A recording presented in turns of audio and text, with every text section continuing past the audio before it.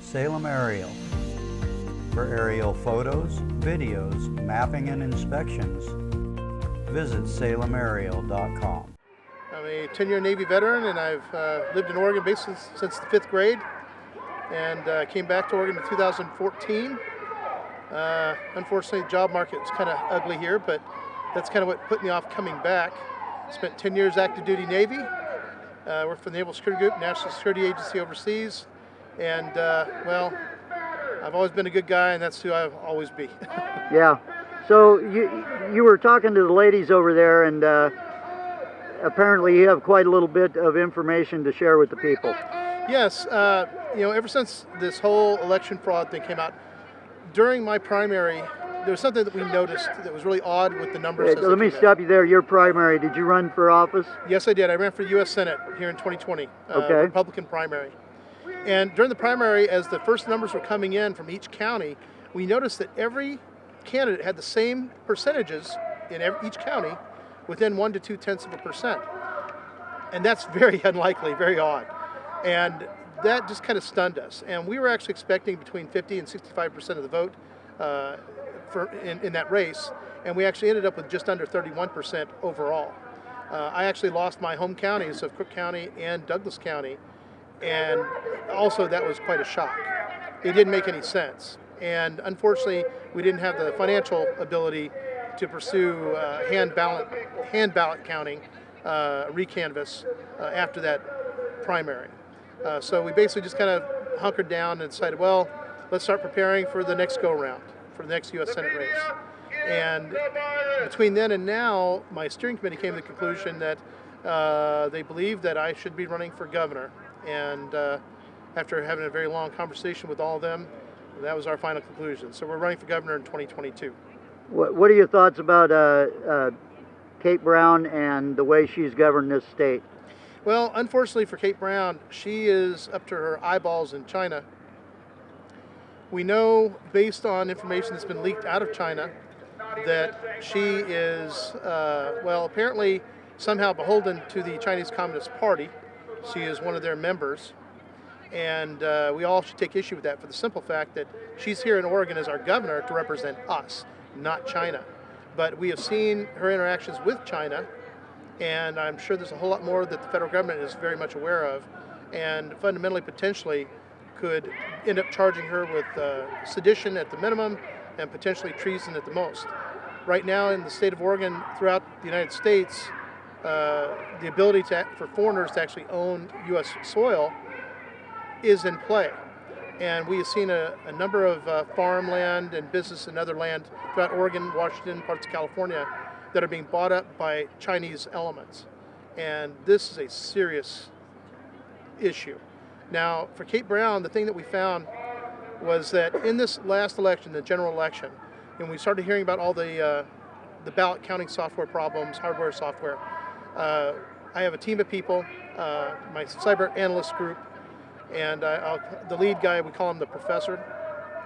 Anyway, based on Bedford's law, he's got a program that he can run all the precinct data for any given county. As we do that, it will let us know, oh, this is legitimate natural data, or this is not natural data and shows red flags. Well, so far we have run 6 counties through that program, and all 6 counties indicated unnatural data, okay? Now, 5 of those counties use ES&S software. That's elections, systems and software. And ESS is actually owned by Dominion, all right? Then the other 2 packages that we use here in the state basically fall under the lines of Clear Ballot and Heart Verity. And both of those now we're finding out that are connected and have secret source code from Smartmatic. And Smartmatic is tied in with Dominion. When you say they're connected, elaborate a little bit on that. Basically, connected with each other, or right through the history of acquisitions of different companies and their main software packages. So there's this redundancy through all of them. Something that Sidney Powell has stated publicly is that all systems in the United States currently used for ballot counting, the systems, the software, they are all compromised. Every last one of them. And when we ran data on these 6 counties so far, that's exactly what we found. Now, mind you, Oregon's it's not one of the battleground states right now. And people don't see it as being in contention. However, I would argue that I really think that Oregon went red for President Trump this year. And we won't know until they publicize all information they get through the servers they acquired out of Frankfurt, Germany, and or the intel that they developed as they were actually surveilling the event as far as corrupting the entire elections from coast to coast. That surveillance would be per the 2018 executive order that Donald Trump signed? Not exactly, no. I think that came about because of what they ended up doing. I think the 305th Military Intelligence Battalion, better known as the Krakens, by the way, they're the ones that did all this surveillance, okay? And the nice thing about the military doing this type of surveillance on these elections with these foreign actors is that Congress doesn't dictate what the military does. President Trump is the commander-in-chief. He commands the military, period. So the military does not go to Congress for approval or sanctions or anything like that. That comes straight from the president. And because of this, it creates a much more secure force for doing something like this. So they've had to be very quiet. Now, my understanding is that they actually surveilled the 2018 elections. And in the course of doing that, they saw the actual corruption and what was being done through the Dominion systems. But apparently they didn't pull the trigger on exposing it then. And I believe that when President Trump told us that he wants to drain the entire swamp, the whole swamp, and that means whether it's Democrats, Independents, Republicans, doesn't matter.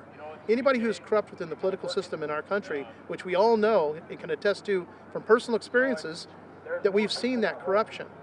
And his goal and ambition and intention is to kill that corruption, to bring it back to zero and rebuild it from there. And that is something that we all should want, regardless of our political affiliation or our agendas. And fundamentally, trying to get away from this identity politics. It's all seems like a really big mess, but when the right people are running the show and paying attention to all this and putting it all together, we unfortunately are just observers. We get to watch the show, and we lack the patience for it, to be quite honest. I know that even myself, I couldn't understand why our president and all his people didn't go after the bad actors in our country, February 2017. But the simple truth is, well, if you want to get everybody, you get everybody. You can't just grab one and then grab another. So their overall strategy has been effective and it's working, and it will bring people to justice and hold them accountable. And we just have to have the confidence in what they're doing. Clean sweep, as it were. A clean sweep, as it were. Absolutely. And right now, for America, think about Oregon. Even with the Trump economy going great blazing guns in other states around us, we've been able to benefit from that a little bit. But if we had a governor who's actually concerned about jobs in Oregon or anything like that, we've been going gangbusters as well. And yet we're not. And on top of that, she's literally killing the state economically. Now, the question is why? Why would our own governor... That was going to be my question. Yeah. Why would our own governor want to kill off our economy here in the state of Oregon? Well, it's actually quite simple when you stop and look at who she's actually associating with. She is, like I said, eyeballs deep into China, the Chinese Communist Party, and their intentions, their interests here in Oregon, Washington, California are pretty significant, especially with the amount of land they purchased in these states. And to be quite frank, not only does that need to stop, we need to go back and reverse that decision that was done through Obama, get it back to where foreign countries cannot own American sovereign soil. The only thing they can kind of own is where their embassies are placed. That is it.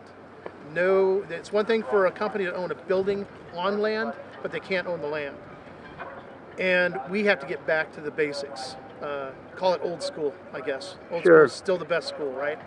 So let me ask you, what do you think about the happenings here at the state capitol, the Oregon state capitol today?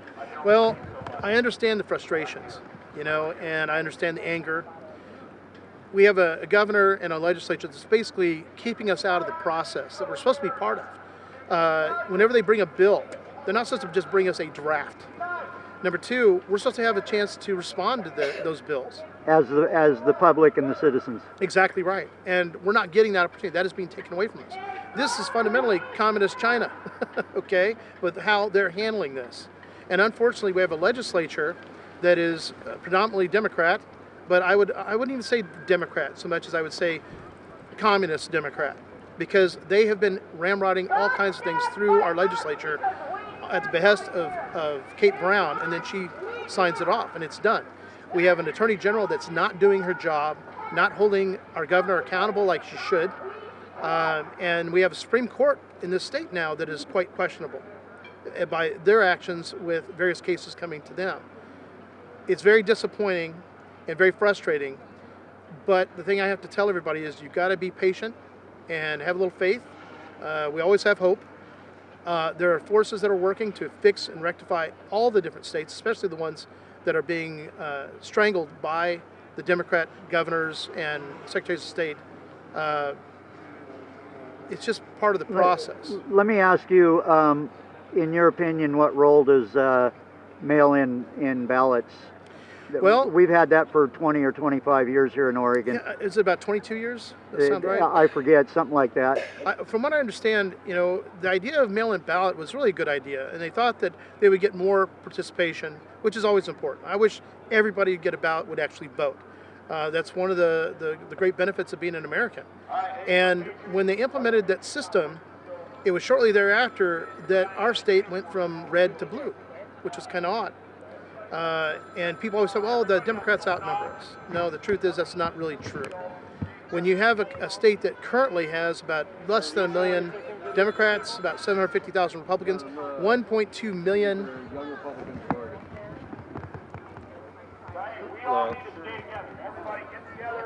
Sorry about that, folks. No worries. 1.2 million non-affiliated voters. That's a party into itself.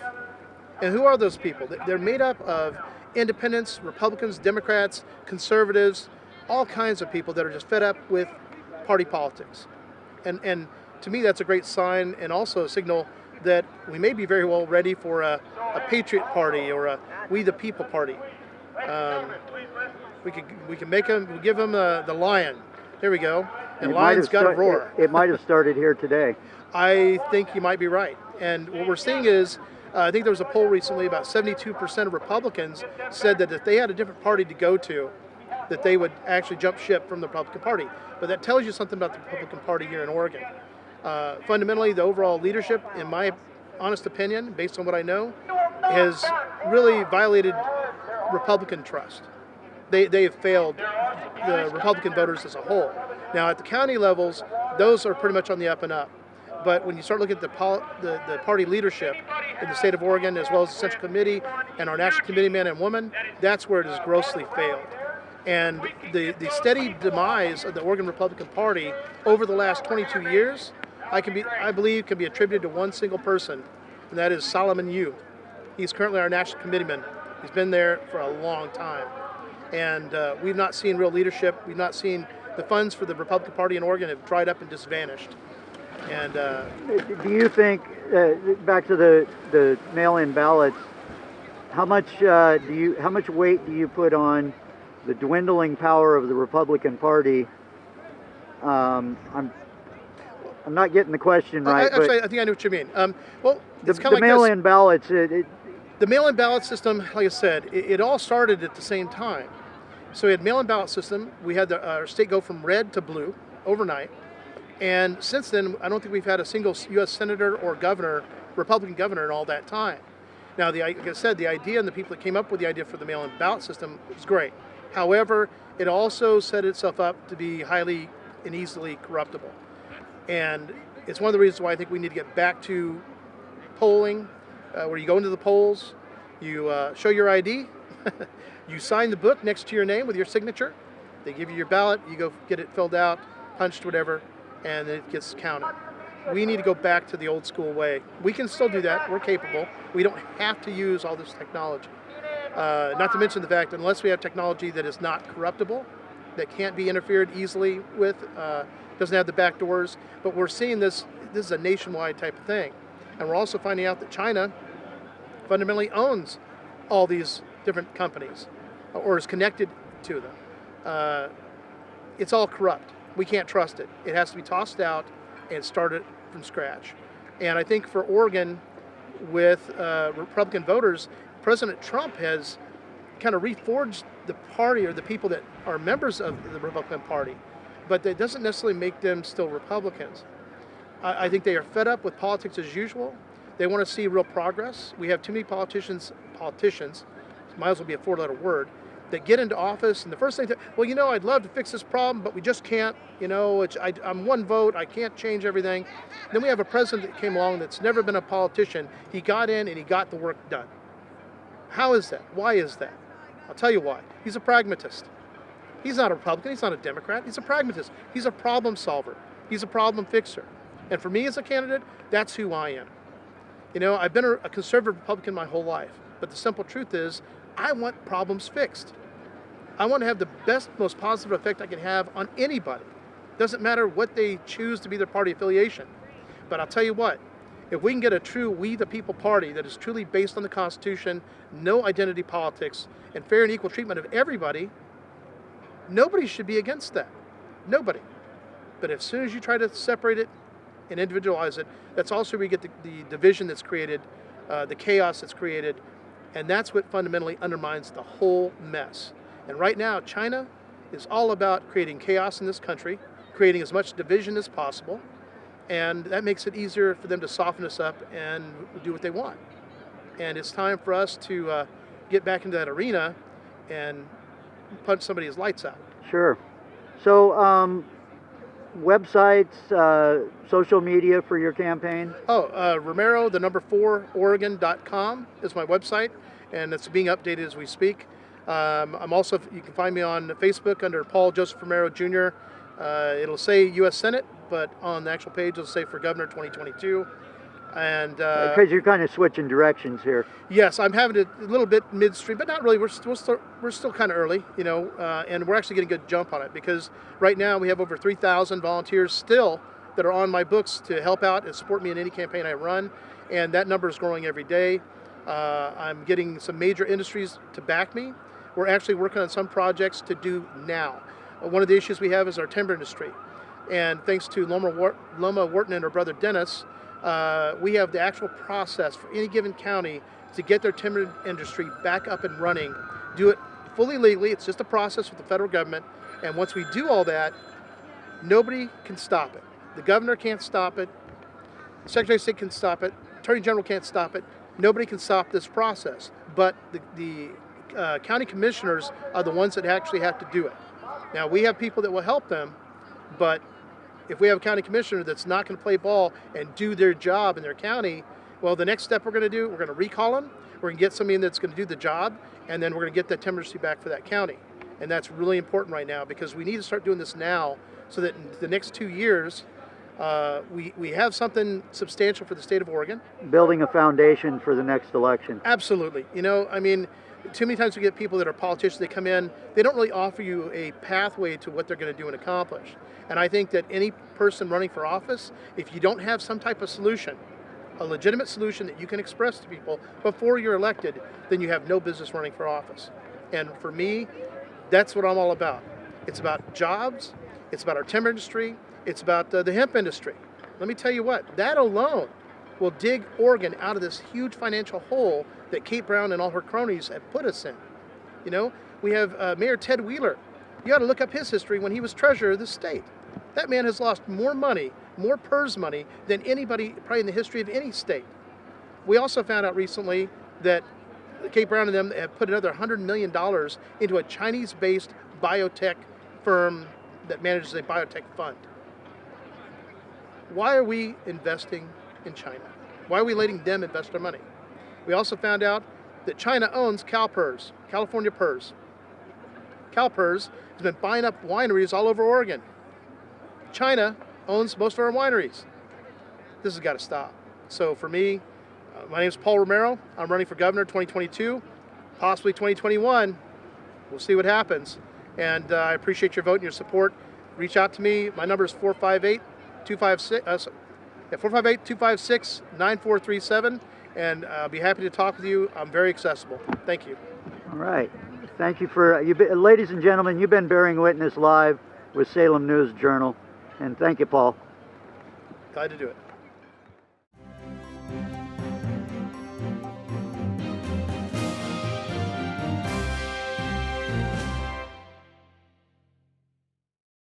At Western Pacific Roofing, our residential team can provide all of your roofing needs. 503-588-7663.